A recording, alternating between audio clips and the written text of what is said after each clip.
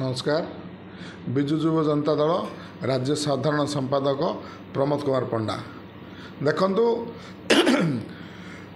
Bharatiya Janata party कहूँ जे दुर्नीति मुक्त ओडिशा गठन करिए, मात्र 3 मास सरकार हैनी चारिआडे कुड़ कुड़ बाहरलानी तांकर दुर्नीति। आमर कविसूर्जन निर्वाचन मंडली कदला एनआईसी रे एबे 6 तारिख रे गोटे चिठी होता 44टा टेंडर पर ता 16 तारिख रे बाक्स खोला हवा कथा का ना टेंडर होईची, किंतु आम पाखरे जो सूचना अच्छी ताइर अधा काम सरी जाइछि। देखंतु गोटे है 2 नंबर कल्याणी मंडप रिनेशन, किंतु डर लगिबो सब काम होईछि 2 लाख टका, किंतु देखंतु तार काम सरी जाइछि। आ गोटे देखंतु 10 नंबर गोटे ड्रेन होईछि, ड्रेन पे गोटे टेंडर होईछि, किंतु ताहले देखंतु काम अधा सरलानी तार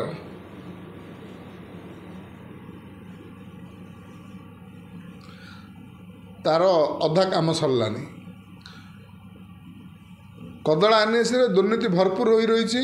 मु जोड़ा शुणा पाऊँगी ए जो 44टा टेंडर बाहरी आईरु 23टा काम ऑलरेडी सरलानी, आउ कौ काम अधा हो सारानी। जदि काम सरलानी टेंडर क्या क्या स्वार्थ रही टेंडर बीजेपी सरकार रे दुर्नीति रे भरपूर हैलानी। आमे शुणा पाऊँ जे सबु जगार दुर्नीति, सबु जगार पीसी मागुचती। आ जदि दुर्नीति आपण आगे अच्छी एबे जे कदला एनआईसी मात्र 3 मास हैनी तांकर गवर्नमेंट हबार सेटार बीजेपी रो अछती चेयरमैन हेई दुर्नीति रे भरपूर हैलानी कदला एनआईसी रे।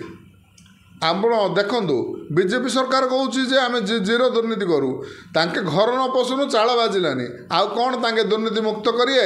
आमर दाबी है जे यार तदंत विजिलेंस तदंत हो, ए टेंडर को बातिल करा जाऊ, विजिलेंस तदंत हो। जदि यह न हुए आगामी दिन में आम धारणा को आसबू, राजरास्ता को आसबू।